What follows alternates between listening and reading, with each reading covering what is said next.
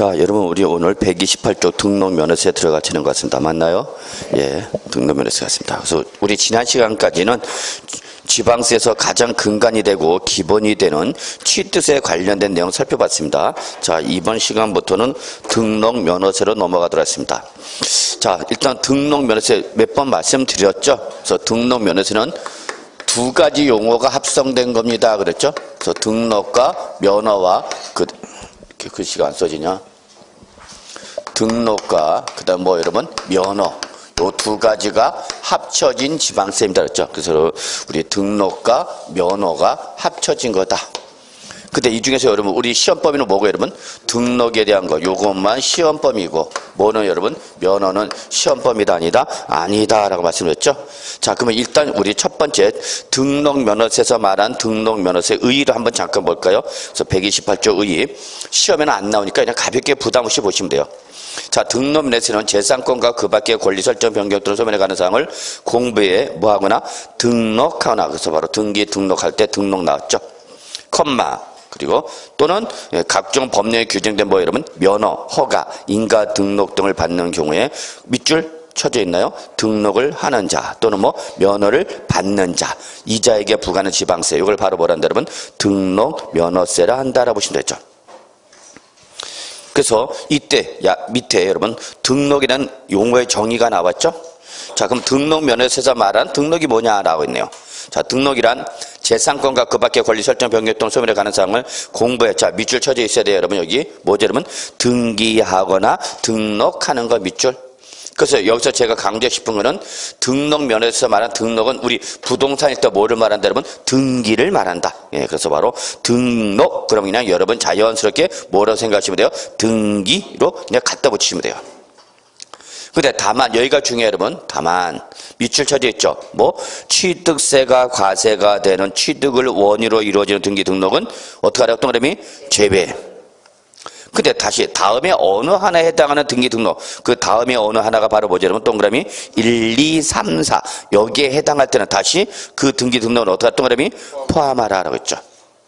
자, 그럼 여기서 일단 우리가 알아야 되는 게 뭐죠 여러분?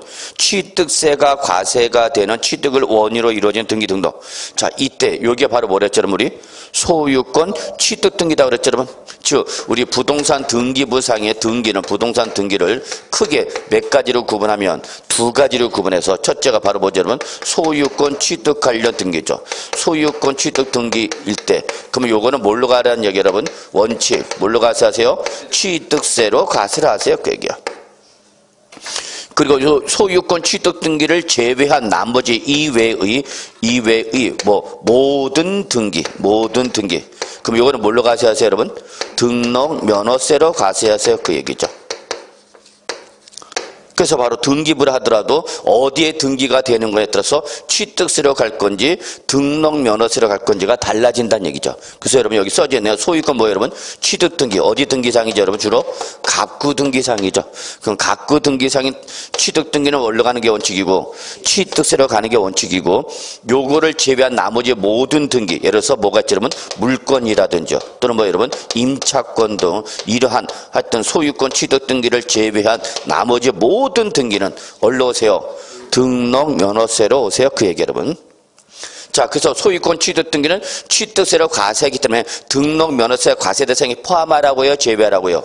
제외하라고. 뭘로 과세하니까? 취득세로 과세하니까 등록 면허세 과세 대상에서 제외하라는 얘기죠. 근데 거기 동그라미 1, 2, 3, 4 묶여있죠 여러분? 동그라미 1, 2, 3, 4에 해당할 때는 이때는 얼로 하라 다시 등록 면허세로 하라는 얘기죠. 여기 적혀있나요? 뭐라고? 예외. 그래서 거기 나오는 동그라미 1, 2, 3, 4는 동그라미 1, 2, 3, 4 얘들은 하나같이 취득세가 과세된 경우와 안 된 경우 여러분 취득세가 과세를 했다 안 됐다? 안 됐다는 얘기죠. 원래 취득세를 과세를 해야 되는데 1번서부터 4번까지 취득세를 과세를 했으니까 못했으니까 그럼 어디라도 와라? 등록 면허세라도 와라 그 얘기 여러분. 그 첫 번째 1번이 바로 뭐였죠 여러분? 우리 거기 나오는 광호권과 어업권이야. 시험에는 안 나오니까 여러분 기억해서 광호권과 어업권은 원시 취득이냐 승계 취득이냐에 따라 달라져요. 그래서 최초로 출원하는 광호권과 어업권 즉 원시 취득일 때는 지방세 특례 제한부서 면제 대상이야. 지방세 특례자법에서 뭐 면제는 100% 감면을 말하는가? 그럼 100% 감면을 받았으니까 취득세를 내는가 안 내는가? 안 낸단 말이야. 취득세를 안 내니까 취득세 뭐가 없어? 영수증이 없죠. 근데 우리 등기를 하고자 할 때는 반드시 취득세 또는 등록면허세 둘 중에 뭐가 있어야 돼? 반드시 영수증이 어디에? 등기 신청 서류에 첨부되어야만 등기 담당 공무원이 뭘 받아주는가? 여러분 등기 신청을 받아준단 말이야. 여러분이 등기소 가서 뭘 하고자 하면 부동산 등기를 하고자 하면 그 부동산 등기 신청 서류에는 뭐가 있거나 취득세 영수증이 있거나 또는 뭐 여러분 등록 면허세 영수증 둘 중에 하나는 반드시 있어야 된다. 반드시. 비과세가 아니라 이 둘 중에 하나의 영수증에 반드시 있어야 되는데 요 방금 1번 봤던 광업권과 어업권은 우리 원시 취득일 때는 지방세 특례자법에서 면제를 받으니까 취득세 낸다 안 낸다? 안 내. 그럼 취득세 영수증이 없으니까 등기를 하고자 등록을 할래도 뭐가 없으니까 영수증이 없으니까 등기를 할 수가 있어 없어? 그때 뭘로 내라는 얘기 여러분 등록 면허세 내라 그 얘기죠. 근데 이 중에서 1, 2, 3, 4죠. 1, 2, 3, 4 중에 제일 중요한 게 뭐랬어요 여러분? 3번과 4번이 중요하더랬죠. 3번과 4번. 자 3번 뭐죠 여러분? 제척기간이 만료죠 여러분. 제척기간이 만료. 제척기간이 만료가 되면 납세물은 어떻게 되는 거예요 여러분? 소멸되죠. 자 여러분 납세물 소멸 사유 뭐가 있었죠 여러분? 첫째 납부 충당, 그 다음에 뭐죠? 부가의 취소, 또 뭐죠? 제척기간의 만료, 또 뭐죠? 소멸시효의 완성. 시험은 제가 보죠? 여러분은 감독관이죠? 와서 그냥 가볍게 커피 한잔 마시고 가시고. 시험은 제가 볼게요. 그것도 나쁘진 않아. 과목별로 그냥 여러분 대신 투입하면 돼. 민법 니가 봐 시켜. 그리고 학교 놓봐 딱 해서 여러분을 대신해서 6명 투입하면 되는 거죠. 감사합니다. 자, 그래서 여러분 제척기간의 만료. 납세무가 어떻게 됐죠 여러분? 소멸. 그럼 납세무가 소멸됐다는 것은 과세관청이 과세를 할 수 없을 뿐만 아니라 납세문제가 납부할 수 있어 없어? 없어. 그러면 이 제척기간 만료가 돼서 취득세를 낼 수 없는 경우 그러면 영원히 등기를 못하게 되죠. 그럼 그때 뭐라도 내라? 등록 면허세라도 내라 그 얘기죠. 자 4번 마지막 뭐죠 여러분? 취득세 면세점 대상이죠. 뭐? 면세점. 면세점은 취득가가 얼마 여러분? 50만 원이야. 제가 이번에 남양주시에 토지를 샀어요. 대지를. 어딨냐? 저 천마산 저 꼭대기 있는 거 샀어. 그래서 얼마치 샀어? 50만 원치. 그럼 저를 불쌍하다고 해서 취득세 과세하겠다 안 하겠다? 안 하겠다. 자 과세를 안 하는 건 좋은데 내가 뭘 안 내니까? 취득세를 안 내니까 취득세 영수증이 있어 없어? 없죠. 없으니까 비록 50만 원짜리라도 내 명의 토지니까 내 명의로 이전 등기를 해야 돼 안 해야 돼? 해야 되는데 뭐가 없으니까? 영수증이 없으니까 취득세 영수증이 없으니까 등기를 해 못해? 그 뭐라도 하라. 등록 면허세를 하라 그랬죠. 이해하셨어요 여러분? 그래서 그 동그라미 1, 2, 3, 4 내용만 이해하시면 되고 결론 요거 합시다. 마무리합시다. 자 소유권 취득 등기 원체 원로 가는데 취득세 과세인데 취득세로 과세하지 못한 경우는 그때는 예외적으로 어디라도 하라? 등록 면허세라다. 자 요게 이번 달 이제 마지막입니다. 이번 마지막 다 이제 아시는 거 다음 할 때 이제 이런 거 설명 안 해도 되죠. 자, 그래서 여러분 거기 129쪽에 보시면 여러분 제가 등기사항 전부 증명서의 구조에 따라서 등기 내용에 따라서 취득세냐 등록 면허세냐가 기재했으니까 한번 참고하시고요. 자, 그 다음에 우리 양가로 3번에 보시면 여러분 부동산 미출 칩시다. 등록 면허세에서 말하는 부동산. 자, 이때 등록 면허세에서 말하는 부동산은 우리 취득세 과세 대상인 밑줄 토지와 건축물을 말합니다. 결론 뭐를 얘기하고 싶은 거냐? 부동산은 취득세와 등록면허세 범위가 같다 다르다? 같다 그입니다. 즉 취득세 과세 대상이었던 그 부동산이 등록면허세 과세 대상인 부동산이다 그입니다. 자, 그다음 양가로 5번 밑줄 한 건 봅시다. 한 건이란 등기 또는 등록 대상 건수마다를 말한다. 건수. 특히 이렇게 과세 편이 건수 등 물량으로 표현되는 조세를 뭐란다 여러분? 과세 편인이 물량으로 표현되는 조세를 뭐란다고 여러분? 종량세라고 그랬죠 여러분? 기억나시기 바랍니다. 자, 그렇게 보시면 되고 자 성격 갑시다. 성격 중에서 여러분 1, 2, 3, 4 묶으라고 그랬죠? 그래서 행위세다, 유통세다, 응능과세다, 대물세다. 여기까지 1, 2, 3, 4 묶어놓고 이거는 뭐가 똑같아요, 여러분? 취득세와 똑같습니다. 그래서 여러분, 그래서 이미 취득세 설명했던 내용 그대로 보시면 돼요. 근데 5번, 6번 묶어놓고 여기에 별표 하나 표시하라고 그랬죠? 이게 가장 등록면에서 독특한 특징입니다. 그랬죠? 시험에 나오면 5번, 6번이 나온다 그랬죠? 그래서 5번 형식적 요건이 등기 등록을 과세 요건을 하여 그 명의자에게 등록 면허세를 부과하는 엄격한, 자 밑줄 갑시다. 뭐 여러분? 엄격한 형식주의 또는 뭐 여러분? 명의자 과세 원칙. 밑줄. 취득세는 뭐였어요 여러분? 저거 취득세는 실질 과세 원칙이었죠. 그래서 취득세는 대부분의 우리 세법상 원칙이 무슨 과세 원칙인데 실질 과세 원칙인데 요 등록면에서는 요 실질 과세 원칙의 예외인 무슨 주를 취한다 여러분? 형식주의 또는 뭐 여러분? 명의자 과세 원칙을 취하고 있다는 얘기죠. 엄격한 형식주의 또는 명의자 과세 원칙. 자 이거죠. 사실상 권리를 취득했는데 그에 따른 등기나 등록은 이루어지지 않았다 봅시다. 그럼 이러한 경제적 행위에서 취득세와 등록면허세에서 과세 여부를 판단하는 거죠. 그럼 이때 취득세는 과세를 할 거냐 말 거냐, 등록면허세는 과세를 할 거냐 말 거냐, 이걸 뭘 갖고 판단하는 얘기 여러분? 실질 과세 원칙이냐 형식주의 과세 원칙이냐죠. 그럼 취득세는 무슨 과세 원칙입니까?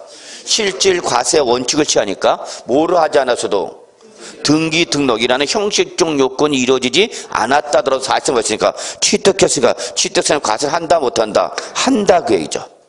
근데 등록에서는 실질 과세 원칙이 아니라 무슨 주의니까? 형식주의니까 아무리 권리를 뭐 했다더라도 사실상 취득하였더라도 뭘 하지 않으면 등기를 하지 않으면 등록에서는 과세를 한다 못한다? 못한다 그 얘기죠.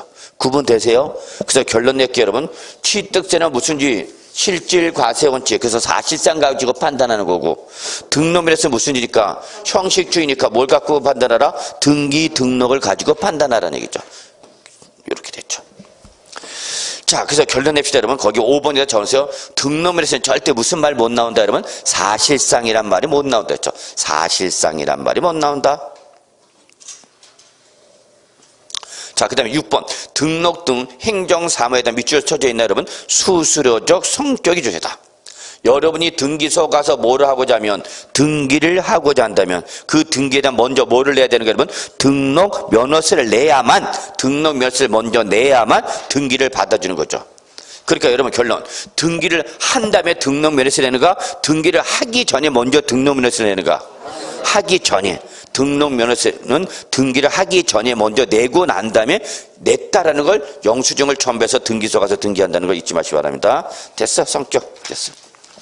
자 139쪽 갑시다. 과세권자 납세무자. 등록 면허세는 등록이 현재 납세지를 관할할 자 밑줄 쳐져 있나요? 뭐죠 여러분? 도 또는 뭐죠? 구죠. 취득세는 뭐였죠? 도 다음이 뭐였어? 특별시장이나 광역시장 있죠. 그래서 누가 부과하는 지방세에서 광역지방자치단체장이 부과하죠. 여러분이 공법상 어떻게 외워? 보통 특강도 뭐 이렇게 하나요? 특강도라고 그래요? 여기서 특강도 다 누구를 말하는 거면 광역지방자치단체를 말하죠.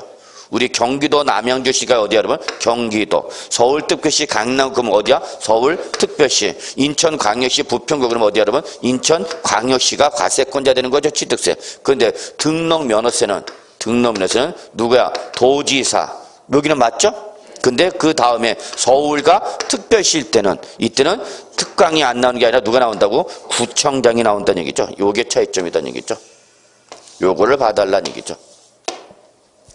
그리고 모든 지방세 꼭 나오는 애가 누가 여러분? 모든 지방세 때 과세권자로 나오는 게 누가 여러분? 특별자치도 또 특별자치시가 나오는 거죠. 예, 이렇게 좀 봐두시죠. 그래서 제주도지사나 세종자치시장은 모든 지방세 뭐가 되는 거예요, 여러분? 과세권자입니다. 그랬죠? 예. 됐어요.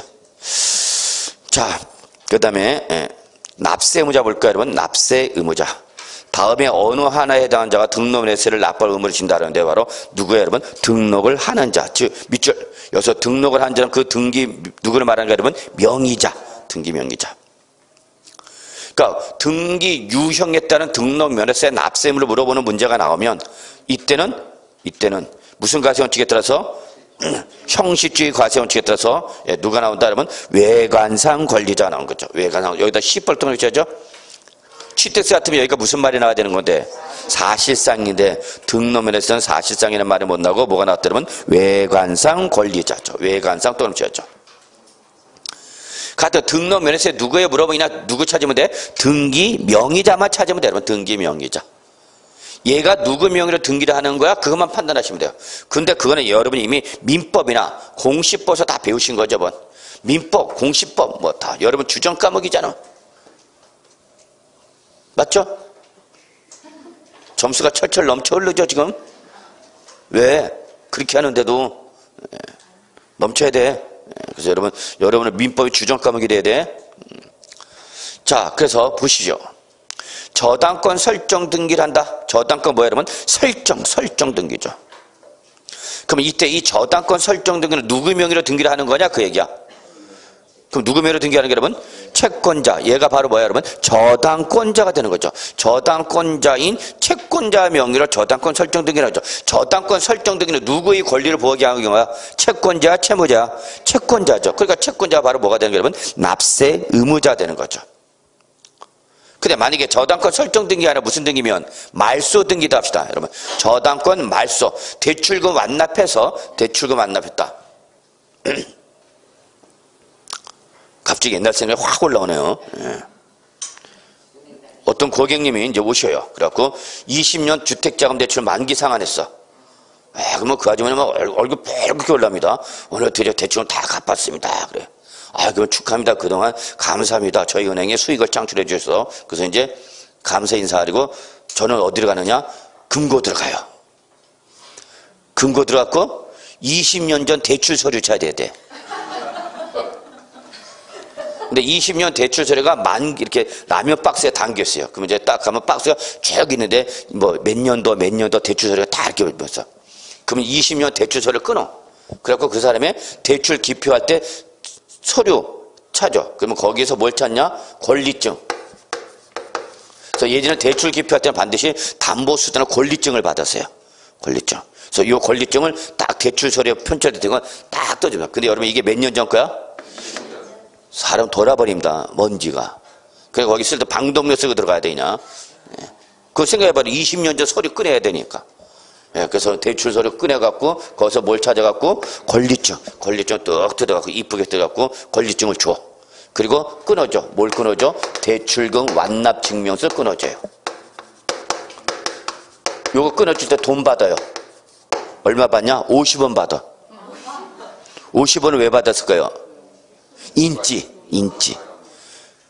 붙여줍니다. 인지 붙여주기 때문에 50원 주세요 그래.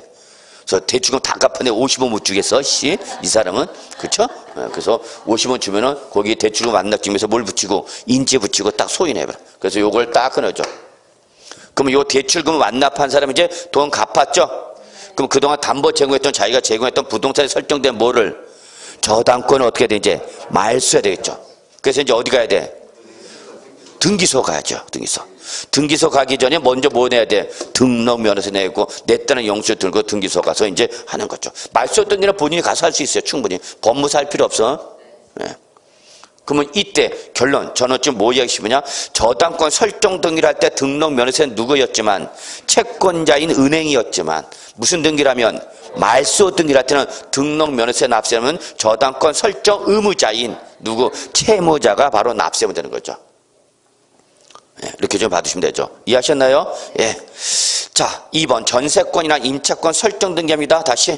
그럼 전세권이나 임차권 설정 등기할 때 이거는 누구의 권리를 보호하게 한 거야? 임대인이냐 임차인이냐? 임차인의 권리를 보호하게 한 거죠. 그러니까 임차인이 바로 뭐가 되는가? 납세 의무자가 됐죠. 그럼 말소 등기한다 봅시다. 전세권이나 임차권 말소 등기한다 봅시다. 말소 등기한다. 그러면 이때는 누가 납세하면 되는 거냐면 임대인이 자기 부동산에 설정됐던 여러분 전세권이나 임차권 어떻게 해요? 말소해야 되는 거죠. 그러니까 이때 납세하면 임되는 거죠. 그럼 제가 여기서 강조 싶은 건 뭐냐면 여러분 잘 보셔야 돼요. 뭐 설정 등기인지 말소 등기인지 이전 등기인지를 잘 봐야 된다. 등기 종류를 잘 봐야 된다고. 요즘 요 등기 종료에 따라서 종전은 말소 등기에 따라 최근에 이전 등기까지 나왔어. 이전 등기까지. 항상 여러분 등록 면허세 납세 문제 물어보면 여러분 어렵게 생각하지만 그냥 누구만 찾으면 돼. 등기 명의자, 명의자. 그러면 3번 지상권 설정 등기한다 합시다. 그러면 지상권 설정 등기니까 지상권자, 즉 누구야? 건축물 소유자의 권리를 부하게 한 거죠. 건축물 소유자가 타인의 토지에 자기 건물을 소유하기 위해서 그 타인 토지 사유나 대가를 지급했죠. 그리고 그 대가 지급한 것에 대해서 일정한 기간 동안 독점적 배타를 사용할 수 있는 권리가 바로 뭐야? 지상권이죠. 자, 지상권 말소합니다. 그럼 지상권 말소 등기 때 납세는 누가 되는 거야, 여러분? 토지 소유자가 되겠죠. 뭐 토지 소유자. 자, 지역권. 지역권 설정 등기한다. 그러면 지역권자는 누가 여러분? 요역지 소유자, 승역지 소유자.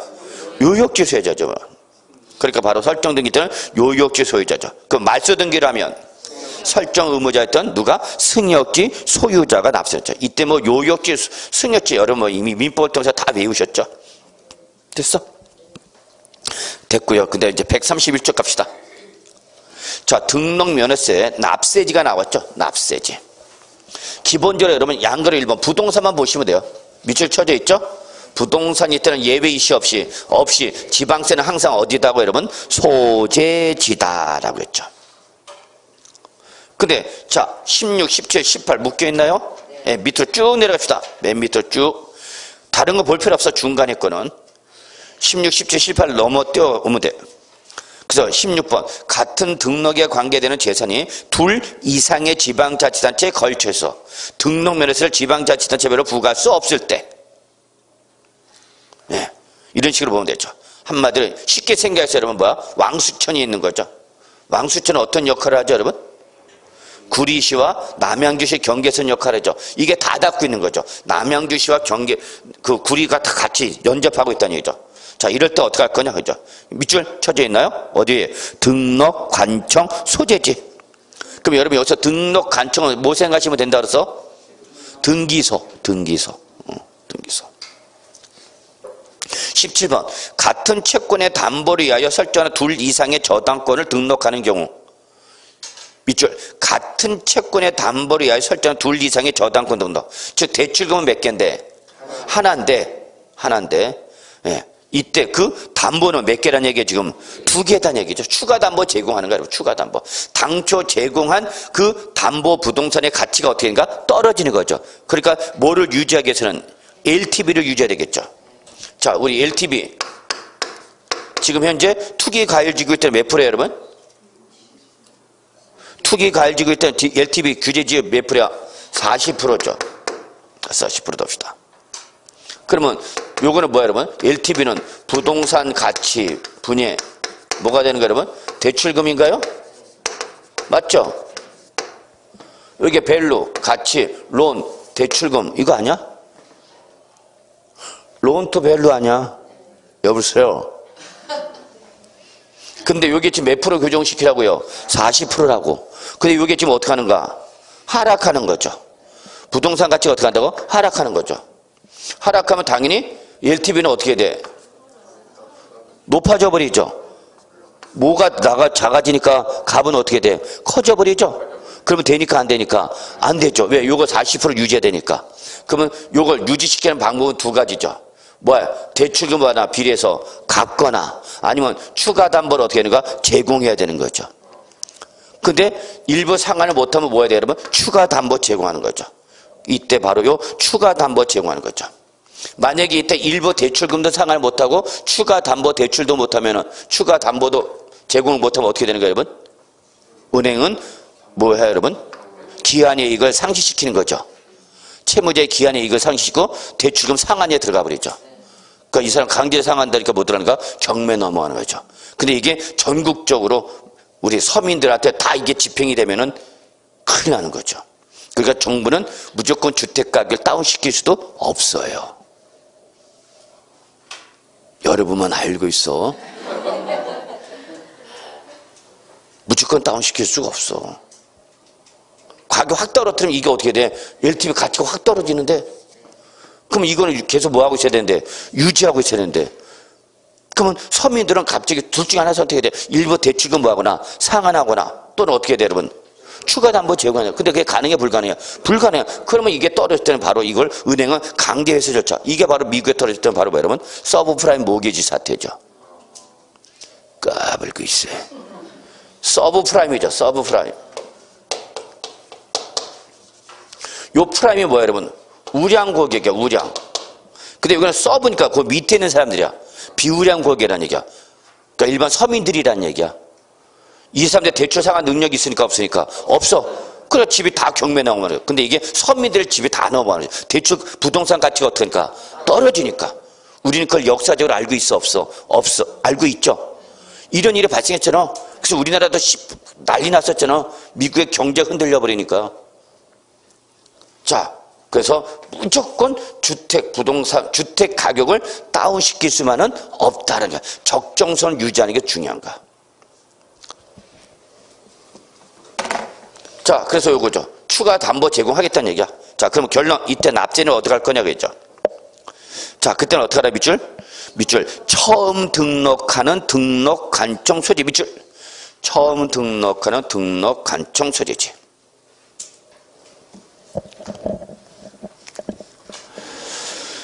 됐고요. 16번. 18번이죠. 마지막 마무리합시다. 자, 위 1번부터 14번까지 이 납세지가 결론 분명하지 않다. 그러면 어쩔 수 없어. 밑줄 어디로 가는 게 여러분? 등록 관청 소재지. 그래서 납세지가 불분명하다 그러면 어디로 찾아가면 돼요, 여러분? 등록 관청 소재지로 간다 보시면 돼요, 여러분. 남양주 등기소는 어디 있어요? 응? 저기 있어요? 있긴 있어? 있겠죠. 알았어. 있으면 됐어. 자, 132쪽 갈게. 비과세 갑시다. 자, 등록면에서의 비과세, 개별 문제로 출제될 가능성은 없고요. 작년에 나오긴 나왔죠? 예, 나왔는데, 가볍게 나왔죠? 자, 크게 두 가지죠, 여러분. 국가 등에 대한 비과세, 여러분, 그 밖에 등기에 대한 비과세가 있는데, 1번, 국가 등이 등록에 대한 비과세 옆에다 적어 놓으라고 했죠, 여러분. 뭐라 적어놨어요, 여러분? 취득세와 동일합니다. 그랬죠? 그래서 국가나 지방자치단체, 지방자치단체죠. 밑줄자 한 줄로 밑줄 치고 누구죠? 과세권자. 그리고 다시 밑줄 외국 정부 밑줄. 또 뭐야 여러분? 주한국제기구. 자기를 위하여 받는 등록이나 면허. 그러면 등록세에 뭐 여러분? 비과세. 자기를 위하여 뭐하면 취득하면 취득세 뭐 여러분? 비과세죠. 근데 단서 나왔죠? 단서는 뭐와 연결되는 거랬죠, 여러분? 거기 단서는 누가 상환되는 거야? 연결되는 거야? 외국 정부. 그래서 대한민국 정부기관의 등록이나 면허에 대해서 과세는 외국 정부의 등록이나 면허의 경우는 등록면허세를 부과한다. 맞나요? 네, 맞죠? 이걸 뭐라 해서 우리는 상호주의. 그래서 다시 한번 강조할게요. 상호주의는 항상 뭐와 연결되는 거예요, 여러분? 외국 정부. 다른 말로 말하면 외국 정부가 나면 꼭 뭐 확인하라? 상호주의 확인할 습관 들이셔야 됩니다. 네. 그래서 이거는 취득세 완전 동일한 거죠. 자, 그 다음에 133쪽 가겠습니다. 자, 그 밖에 비과세가 있죠. 자, 시험에 나오면 여기서 나올 겁니다. 그랬더니 아니나 달라. 작년 여기서 나왔죠. 자, 다음에 어느 한 해에 해당하는 등기 등록 면허에 대하여는 등록에서 부과하지 않는데 1번 회사의 정리나 또는 특별 청산에 관해 여기가 포인트랬죠. 뭐 여러분? 법원의 촉탁. 법원장이 등기소장한테 등기를 촉탁한 거죠. 그럼 이때는 뭐다는 얘기 여러분? 비과세다 그랬죠. 여기까지만 보세요. 단서 보지 마세요. 자, 2번 행정구역의 변경. 이게 중요하다고 그랬죠, 여러분? 행정구역의 변경, 주민등록번호 변경, 지적소관청의 지번 변경, 계량 단위의 변경, 등기 또는 등록 담당 공무원의 착오 및 이와 유사한 사유로 인한 등기 등록으로서 주소, 성명, 주민등록번호, 지번, 계량 단위 등의 밑줄 결론이 여기죠. 결론은 여기야. 밑줄 단순한 표시. 단순한 표시사항에 대한 뭐 여러분? 변경, 회복 또는 경정 등기 등록이죠. 그럼 여기서 여러분 단순한 표시사항은 주로 어디 기재사항이랬어요, 여러분? 표제부 기재사항. 표제부 기재사항에 대한 변경, 회복 또는 경정 등기 등록이죠. 자, 그래서 이게 시험에 나왔죠. 뭐가 나왔죠, 여러분? 밑줄 등록 담당 공무원의 착오로 인한 표시사항에 대한 변경 등기다. 이게 나왔죠. 그럼 뭐다는 얘기 여러분? 결론 비과세.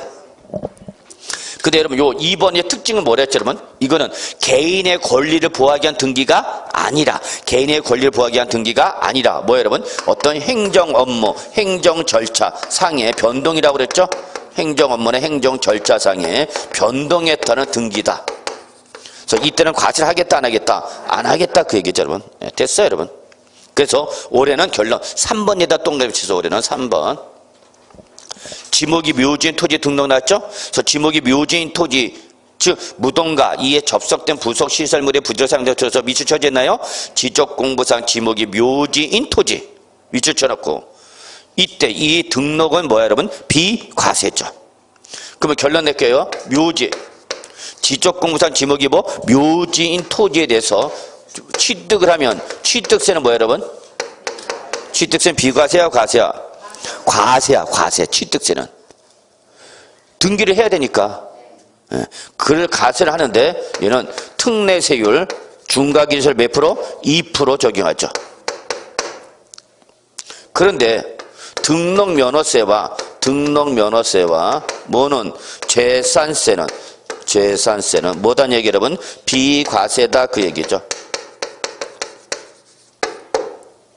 그래서 이제 요 정도는 좀 정리하고 넘어갑시다. 묘지가 나오면 취득세에서 물어보는지 등록면허세에서 물어보는지 확인하셔서, 취득세에서 물어보면 뭐가? 특례세율 중과기준세율 2%로 과세하는 거고, 등록면허세와 재산세는 뭐다 그러면 비과세. 한 번에 정리한 거야.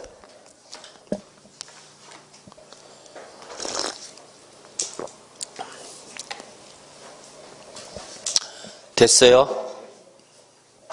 됐어요? 예, 그럼 됐어. 넘어갑시다. 4번은 볼 필요 없죠? 4번은 뭐죠? 면허니까. 예. 자, 134조 과세표준 갑니다. 134조 과세표준. 자, 여기부터 이제 우리 개별 문제 출제 가능한 부분입니다라고 말씀했죠? 예. 자, 그러면 등록면허세 과세표준. 예. 뭘 할 거냐, 그죠? 기본적으로 등록면허세 과세표준 뭐와 똑같아? 취득세와 같습니다. 그랬죠? 그래서 원칙. 뭐를 한다 그러면 등록 당시 가액이죠. 그래서 거기 본문이 나왔죠. 부동산만 보시면 되죠. 선박, 항공기, 자동차, 건설기에는 볼 필요 없어서 그냥 부동산의 등록이란 등록면허세의 과세표준 밑줄 쳐졌네요. 어느 당시? 등록 당시죠. 그러면 등록면허세니까 무슨 당시야? 등록 당시죠. 그럼 취득세 했을 때 뭐였어요 여러분? 취득세는 취득 당시. 저는 지금 요걸 보여드리고 싶은 거예요 여러분. 그래서 여러분 취득세나 등록세나 다 어느 당시 이렇게 나오죠. 요때 취득 당시, 등록 당시 어느 시점에 여러분? 행위 시점이죠. 즉 취득이라는 행위가 일어났을 때 또는 등록이라는 행위가 일어났을 때 그걸 말하는 거죠. 그래서 취득세는 무슨 세? 행위세. 그래서 항상 어느 시점을 과세 시점으로 한다면 행위 시점을 과세 시점으로 하죠. 그래서 바로 이 취득 당시 또는 등록 당시의 가액으로 하는 거죠. 의 가액으로 한다. 너 등록할 때 가액을 알아. 취득할 때 가액을 알아. 다만 이 등록 당시 가액, 취득 당시 가액을 결정하는 방법은 크게 몇 가지? 세 가지. 뭐였어요 여러분? 원칙과 예외와 특례. 세 가지로 구분했던 거죠. 원칙과 예외와 특례. 이거는 취득세나 등록면허세가 어떻다? 같다. 그래서 원칙은 뭐였어요 여러분? 신고한 가액. 머릿속에 집어넣어야 돼. 예, 그래서 등록 당시 가액은 조례로 정하는 바에 따라서 등록자의 뭐에 따른다 여러분? 신고에 따른다. 그래서 누가? 등록자라는 누가? 납세 의무자가 뭐 한 가액이에요 여러분? 신고를 한 거죠. 누가 신고를 했다고요? 납세 의무자죠. 근데 예외. 이러한 신고가 있다 없다? 없다. 또는 신고는 하기는 했는데 그 신고 가액이 뭐보다? 시가표준액보다 어떻다? 작다. 아주 중요한 말 나왔죠. 시가표준액보다 작다 그 얘기죠. 요걸 저는 뭐라 표현했어요 여러분한테? 과소신고. 요거를 무신고. 성격이 같아 달라? 다른 거죠. 얘는 아예 신고 자체를 안 하는 거고 얘는 신고를 했는데 어떡한가? 법에 따라서 적게 신고한 거죠. 법에 따라 신고할 금액보다 적게. 성격이 달라. 우리 세법은 달리 취급하죠. 자, 그러면 이러한 예외적인 경우일 때는 자, 아주 중요한 말 나오죠, 여러분? 지방세에서 절대 놓쳐서는 안 되는 용어 뭐가 나와요, 여러분? 시가 표준액이란 말이 나오죠. 빰. 다 아시겠지만 다시 한번 우리 복습합시다. 자, 시가 표준액은 뭐를 가져갈 때 사용하는 용어다고요? 지방세. 시가 표준액은 지방세에서만 나와야 돼? 그러면 지방세가 아니라 뭐라 그러면? 국세다. 그러면 국세라고 그러면 이제 시가 표준액이란 말이 나와 못 나와? 못 나와. 그래서 못 나니까 대신 나오는 말이 뭐래서? 기준시가라고 했죠. 기준시가. 그래서 기준시가는 뭐를 가져갈 때의 개념이고? 국세를 과세할 때 사용하는 개념이고, 뭐는 시가표준액을 뭐로 과세할 때? 지방세를 과세할 때 사용하는 개념이다. 작년에 바로 여기서 시험에 나왔죠. 기준시가. 양도소득세에서 그러면 기준시가 뭘 할 거냐 물어보는 문제가 나왔던 거죠. 안 나오겠죠, 올해는 이제. 그러나 여러분, 요 시가표준액에 대한 기본적인 내용. 그러면 결론, 요 기준시가나 시가표준액은 공통점은 얘는 납세 의무자가 정한 가액이 아니라 누가? 과세권자가 과세물권별로 뭐한 가액이 여러분? 평가한 가액이다. 누가 정한 가액이라고요? 과세권자가. 실제 거래소 이루어진 가액이야? 아니, 가치 평가한 가액이라니까. 그래서 이걸 제가 뭐라 했어요, 여러분? 가치야 가격이야. 가치 밸류라고 적어놨죠. 그러면 취득자라는 납세문자 또는 등록자라는 납세문자 신고한가 이거는 뭐야 여러분? 가격이죠. 뭐야 여러분? 프라이스. 이때 여러분 가치 개념과 가격 개념을 어디서 다 정리하셨어요 여러분? 부동산 학계론에서 아마 하셨을 겁니다. 진도 나갔죠? 그러니까 여러분 민법 학계를 빨리 정리를 안 하시면 계속 다른 과목에 영향을 받아요 여러분. 민법과 학계론은 우리 2차 과목의 기초적 소양적 지식이 되는 과목인데 그 기초 소양 지식이 없는 상태에서 전문적 지식을 쏟아놓으니까 그냥 돌아버리는 거죠. 그래서 여러분 제일 공부를 많이 해야 되는 게 바로 뭐예요 여러분? 1차. 1차를 빨리 해주셔야 돼요. 1차가. 그래서 우리 1차 빨리 하고 있잖아. 빨리 하고 있잖아. 안 하고 있어? 제가 알기로는 빨리 하고 있는 걸로 알고 있는데 다른 학원보다 많이 하고 있어요 여러분. 민법은 한 명 더 붙여서 2명이 하고 있잖아 지금.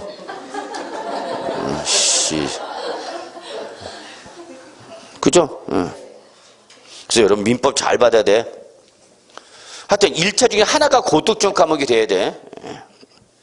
그래서 민법에서 65점 학계에서 55점 맞으면 돼. 그죠? 나쁜 게 아니야. 그게 가장 합리적인 거야 여러분. 둘 다 60점 맞으면 좋은데 그죠? 근데 그게 내 마음 같지는 않잖아 항상. 참 시험에 내 마음만 같으면 우리 인생이 벌써 이렇게 저 우리라고 하면 안 되지. 제 인생이 이렇게 꼬이지 않았겠죠. 자 잡으시고요. 3번 특례 갑시다. 사실상 취득가액. 자, 취득세 과세표는 사실상 취득 가격을 하는 경우라든지 또는 개인이 건축물을 건축가로 대수나 취득하는 경우라든지 또는 우리 부동산 거래 신고 등에 따라서 사실상 취득 가격이 세무서장으로 통보받은 뭐 확인된 금액보다 뭐 할 때 작을 때 그 밑줄 결론 사실상 취득 가격 그에 따라 계산한 취득 가격 또는 확인된 금액 이걸 그대로 뭘로 한다 그러면 등록 면허세 과표로 한다. 결론은 특례 그냥 그대로 끌고 오라는 얘기야. 그래서 만약에 취득세에서 국지외수 공판장이었다. 그럼 뭘로 가는 거고 여러분? 등록면허세도 사실상 취득 가격. 또 개인이 건축물을 건축하거나 대수선하여 취득하는 경우로서 법인 장부 등에 하여 90%를 초과하여 입증할 때는 동그라미 1번과 동그라미 2번과 동그라미 3번을 뭐한 금액? 합한 금액을 과표로 하세요라는 거 기억나세요? 그래서 요거는 첫째 1번 법인 장부로 입증된 금액 2번 법인 장부로는 입증되지는 않았지만 계산서나 세금 계산서로 입증된 금액 3번이 바로 뭐 여러분 국민주택채권 매입 시 발생하는 국민주택채권 매각 차손 요걸 다 뭐 한 금액? 더한 금액 또는 올해 신설된 게 바로 이거죠. 뭐 세무서장 등으로부터 확인된 가액 그래서 그 확인된 금액 즉 당초 부동산 거래 신고와 검증이 이루어진 가격이 있는데 이게 나중에 세무서장으로부터 이게 뭐 다운 계약서 썼다라는 확인된 금액이 오는 거죠. 그래서 요 부동산 거래 신고가격이 세무서장 등이 확인한 금액보다 어떻게 하면 적으면 그때는 과표가 뭐 되는 거야 그러면 확인된 금액이 되는 거죠. 요거 그대로 어디에 끌고 오라는 얘기야? 등록면허세 그대로 끌고 오라 그 얘기죠. 그래서 여러분 여기까지 묶으라고 그랬죠.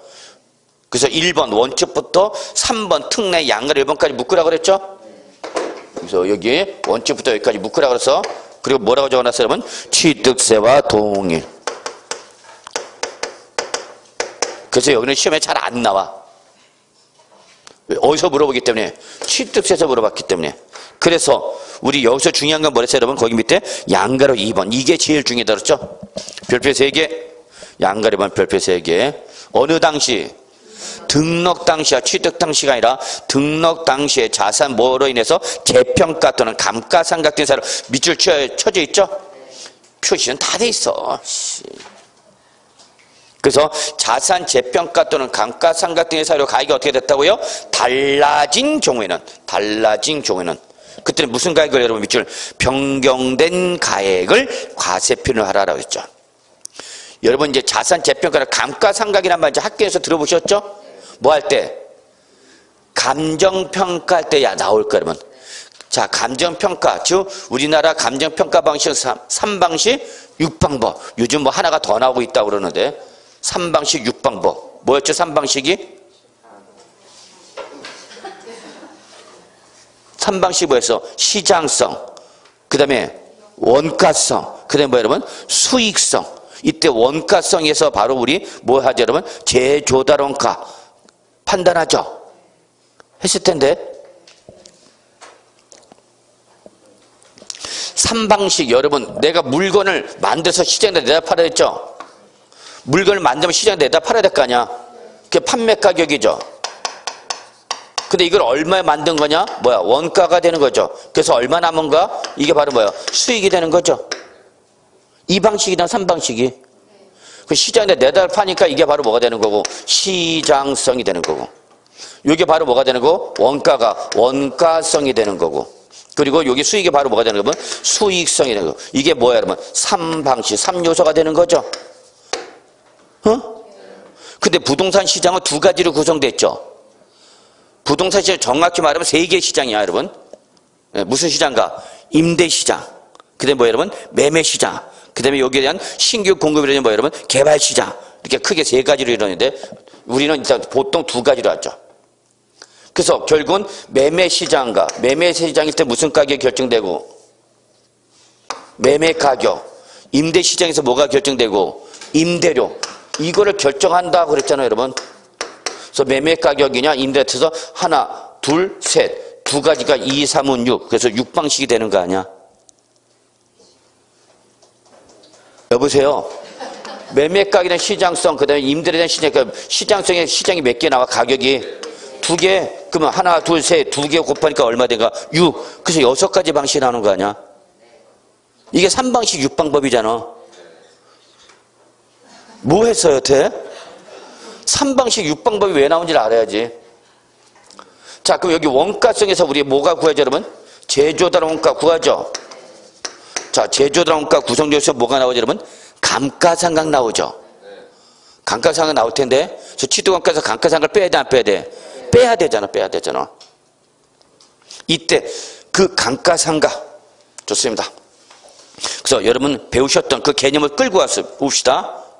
자, 그래서 뭐 자산 재평가 또는 뭐로 인해서 감가상각 된 사람 가액이 어떻게 했다고 여러분? 여러분 어떻게 했다고? 달라졌대.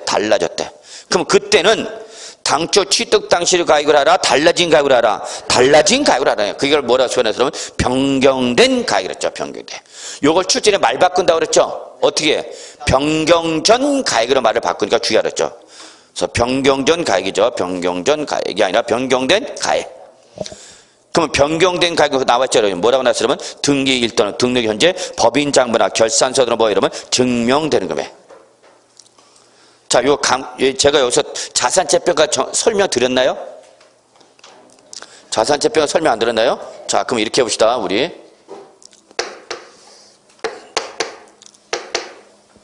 지금부터 뭐 20년 전, 예를 들어서 뭐 1995년에 올해가 몇 년이죠? 뭐 대충 합시다. 자, 이때 토지를 얼마 주고 샀냐? 1억에 취득했어. 얼마에 취득했다고요? 1억. 그래서 1억에 대해서 여러분 우리 다 취득세 내고 끝났어. 그래서 장부상에 계속 얼마를 잡혀있어요, 여러분? 1억으로 잡혔어요. 얼마 주고 산 거니까 1억. 근데 시간이 흘렀어. 20년 지나서 지금 2020년 보니까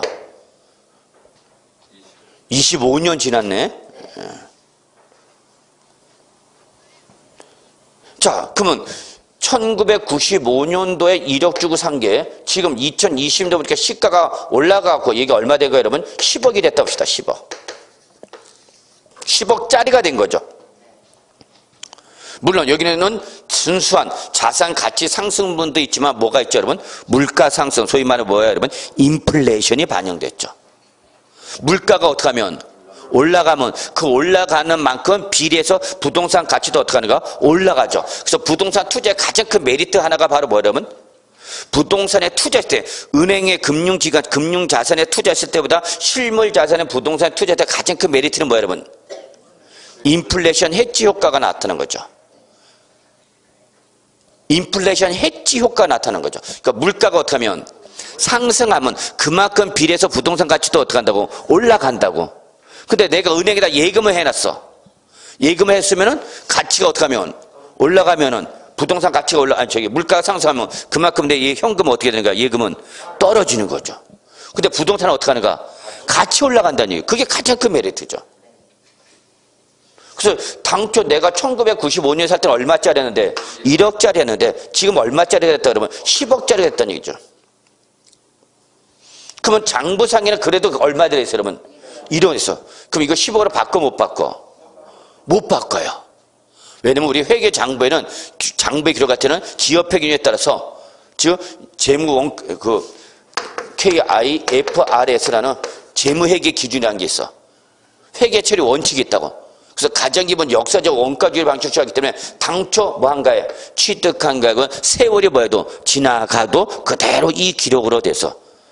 그러니까 장부상에는 얼마나 돼 있는데 지금 얼마짜리다는 얘기야? 10억짜리라는 얘기야. 그럼 이게 좀 정확히 반영을 하고 있어? 못하고 있어? 못해. 그럼 바꿔야 되겠죠. 바꾸려면은 법에 의해서 어떻게 하냐? 반드시 자산 재평가라라고 됐어. 그래서 재평가를 누가 하는 거야, 여러분? 감정평가사가 하는 거야, 감정평가사. 감정평가사한테 의뢰를 해. 야, 내 토지에 대해서 감정평가해줘. 그럼 감정평가사가 독립된 감정평가 전문가라서 각자 평가를 하겠죠. 이거 10억짜리 정도가 내겠네? 그러면 이걸 감정서 끊어주겠죠. 그럼 감정서가 이제 뭐가 되는가? 근거가 돼. 근거가 돼. 그래서 장부가를 얼마로 바꿔? 10억으로 바꿔. 그래서 토지 가액 얼마 증가시키고 9억 증가시키고 대변에 뭐야? 자산 재평가이 이렇게 한다고. 얼마? 9억. 그러면 이제 토지 가치가 당초 얼마짜리가 됐던 게 1억짜리가 됐던 게 이제 9억을 더해서 얼마짜리 됐으면 10억. 근데 여기다가 이 토지에다 만약에 뭘 설정한다? 지상권 설정한다 봅시다. 무슨 등기? 지상권 설정 등기한대. 지상권 설정 등기한대. 그럼 지상권 설정 등기할 때 당초 취득가액은 얼마였고? 1억. 그리고 달라진 가액은 얼마? 10억. 그럼 이때 저당권 설정 등기할 때 가치는 얼마짜리 해야 된다는 얘기야? 1억을 알아? 10억을 알아? 10억을 변경된 가액을 하라는 얘기야. 변경된 가액. 이해하셨어요? 네. 자, 이게 바로 자산 재평가했다는 가치가 달라졌을 때의 그 가액을 과표하는 것이다. 이렇게 보시면 되겠어요. 그 감가상각은 뭐 여러분 어느 정도 감을 잡으실 거라 믿고요. 자, 그래서 여러분 양가리 이번에 제일 중요합니다. 결론 낼게요. 마무리할게요. 등록 당시에 뭐예요, 여러분? 자산 재평가나 뭐로 인해서 감가상각들을 사유로 가액이 어떻게 됐으면 달라졌다는 그때는 무슨 가액? 변경된 가액이다. 잊지 마세요. 이때 변경된 가액으로 나왔는지 변경 전 가액으로 나왔는지 꼭 확인하는 습관 들이셔야 됩니다. 예. 자, 그 다음에 갑시다. 이제 2번 과세표 적용에 1번 채권의 목적이 된 거 별표 2개. 여기 2개죠. 여기는. 자, 채권 금액으로 과세액을 정하는 경우. 밑줄. 채권 금액을 과세액을 정하는 경우. 어떤 경우를 했죠, 우리? 적용 압처. 우측 135쪽에 나와 있죠? 박스에. 그래서 저당권, 경매 신청, 가압류, 가처분 할 때는 뭐를 과표하라고 여러분? 채권 금액을 과표하는 거죠? 근데 이때 일정한 채권 금액이 뭐 할 때? 없을 때 밑줄. 이게 조건이죠?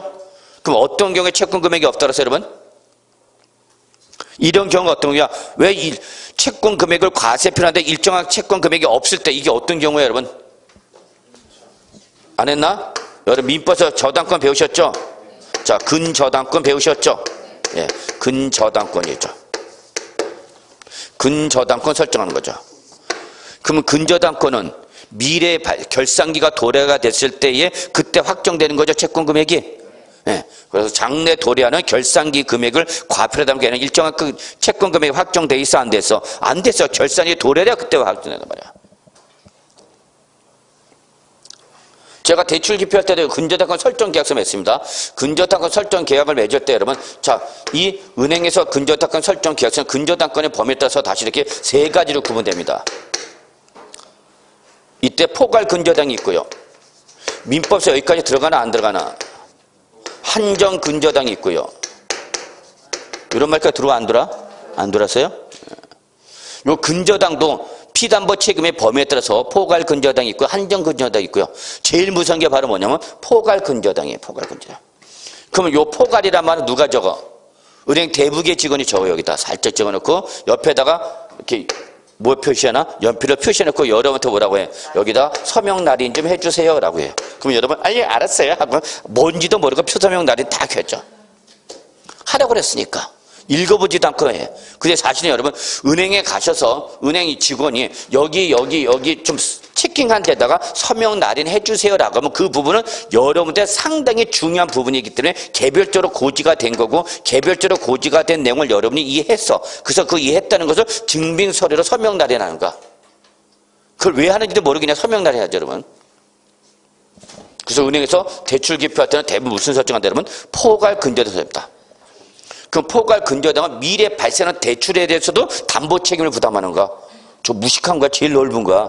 그래서 은행은 가능하면 한번 대출할 때 미래에 혹시 또 다른 대출 나가면 그거에 대해서도 뭐 하는 거야? 여러분 담보권을 설정하게 만드는 거죠. 어쩌란 말이냐. 이거는 여러분 약정을 맺는 과정에서 은행과 나와의 합의가 되는 거기 때문에 아, 나 이거 포괄 근저당 못하겠다. 낮춰달라. 한정 근저당 가라. 여러분 대출 금리 똑같아. 은행하고 여러분하고 뭐 하는 거야? 쇼부 보는 거야. 근데 여러분 쇼부를 안 보죠? 합의를 안 보죠. 죄송합니다. 합의를 안 하죠? 그냥 예 마음대로 내려주시옵소서 그러죠. 어쨌든 좋습니다. 자, 그러다 보니까 근저당권 등을 설정할 때 일정한 채권 금액이 나와 안 나와? 당장 안 나와. 그럼 그때는 밑줄 쳐져 있죠? 무슨 가액으로 알아 여러분? 채권의 목적이 된 것에 가해. 뭐가 있더랬죠 여러분 여기에? 채권 최고액이 떨었죠. 또는 뭐 여러분 처분의 제한이 목적이 된 금액. 이걸 뭘로 봐라 여러분? 채권 금하다. 예. 여기가 제일 어려운 부분이야. 예. 됐어 이제. 나머지는 다 이제 무식하게 외우면 되는 거예요 여러분. 자 135쪽. 부동산 등기 세율 나왔죠? 박스 찾으셨어요?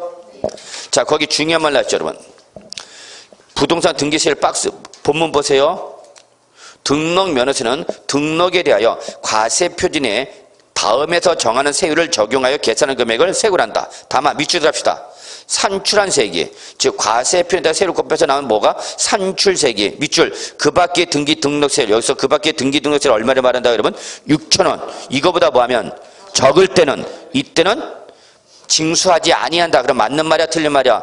틀린 말이죠. 징수를 안 하는 것이 아니라 6,000원마다 적을 때는 얼마로?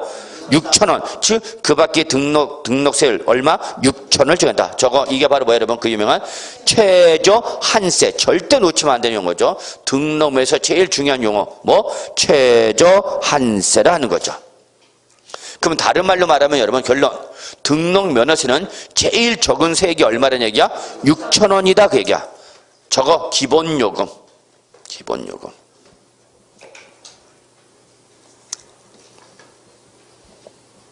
우리 뭐 캬바레, 콜라테 이런 데는 안 가더라도 나이트클럽 가면 다 기본요금 있어 없어?